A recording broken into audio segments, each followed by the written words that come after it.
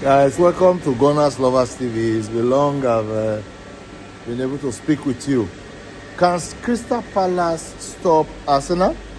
That's the question everybody has been asking. They played against one of the Greek opponents yesterday in their Conference League, and they were beaten 1-0. And their match before then was against Bournemouth, I presume. It was 3-3. So, Crystal Palace has the likes of Guehi at the defense and Mitchell. No more easy. So how strong can they be? They have Mateta, who's a very prolific striker. So that is the obstacle that Arsenal has to face in their next Premier League match on Sunday by 2 p.m. A lot of people have said that our defense is very strong, one of the best in Europe, having the likes of Timber, Saliba, Gabriel Magalhaes and Calafiori.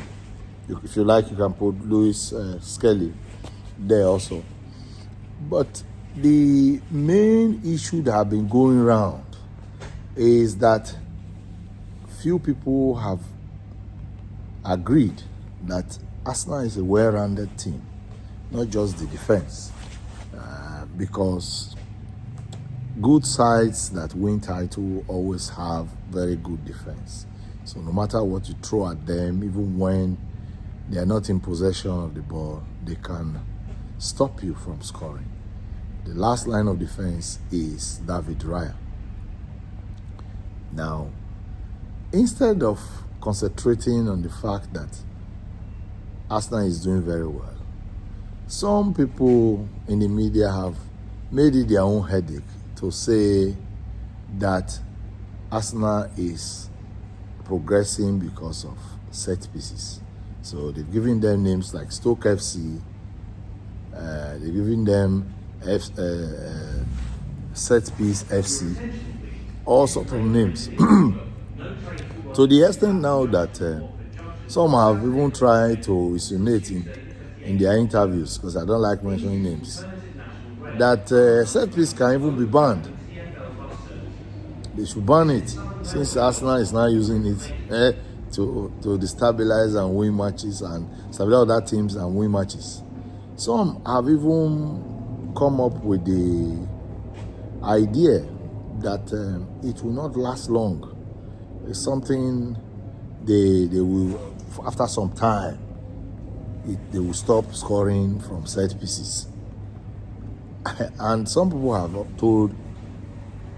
argued that to say, look, this set piece or set pieces have come to stay because it's part of their game. It's not a matter of luck.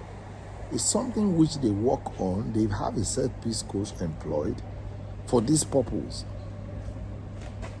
And it's something they work on in training every day.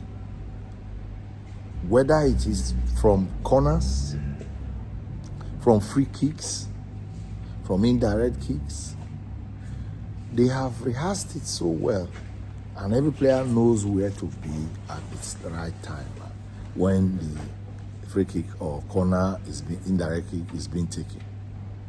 So I support what Goldbridge said, even though I'm not a Manchester United fan, that the set piece of Arsenal is something they've learnt. It's not luck.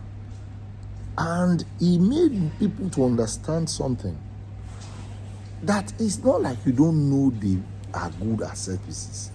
You had time to prepare for it, and yet you still cannot stop them. Take, for instance, the match against Atletico Madrid. Diego Simeone, their coach, said this was one of their biggest defeats, and Arsenal have been one of their very strong opponents they have met in recently. He acknowledged that Arsenal is a well-rounded team. Even Julian Alvarez said he has faced Arsenal many times when he was in Man City. But that this Arsenal team that we have now is completely different, that they are very dangerous and they, from back to front, they are very good. That Villarreal can be said to be one of the best goalkeepers, not only in the Premier League, but also now in the world. So, all black was beating blue, black, and blue, white. Diego Simeone, one of the most active coaches on the touchline, was reduced to silence.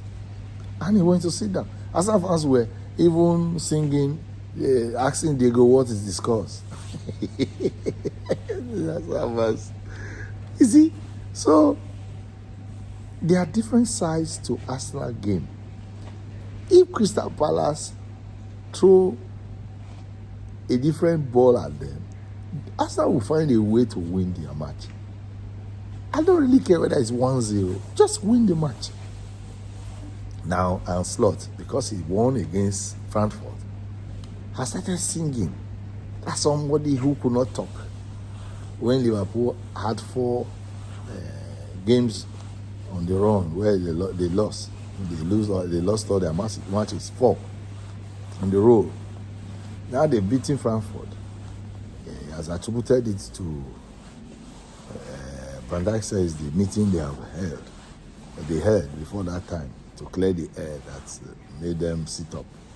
And Slot now is also blaming indirectly, if I understand what he said, Newcastle for Isak's injury. Isak has groin injury. So nobody knows when that one will come back, whether it's a slight one that he will play next match. We don't know. We don't really care what Liverpool is doing with that. So I tell you, it's not one-side game that Arsenal is playing. Look, for instance, the drive from Luis Kelly from midfield, a left back, who we are told originally is a midfielder, Arteta converted him. Look the way he took the ball by himself. I think Madrid player could not stop him. And he gave it to Material, who is in form, and just fired it with his right foot into the net. Gyökeres came back after about 7-8 games not scoring. I started firing. Scored 2 goals against Atletico Madrid.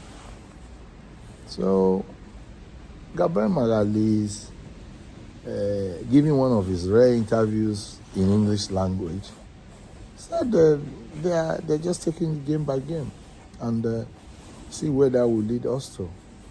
It's early days. Man City will be facing Aston Villa. Man U, who now say they have come back, will be facing, I think it's Brentford away. We'll see how they have come back. Or I think it's Liverpool that is facing Brentford away. Yeah, I think it's Liverpool. We'll see how they have come back. And this weekend we'll decide.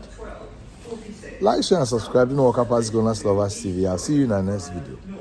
The Lord be with you, and I'll see you again. Remember to click the notification bell, subscribe so that the subscribers can go up. I'll see you again on Sunday. Yes, I'll see you on Sunday.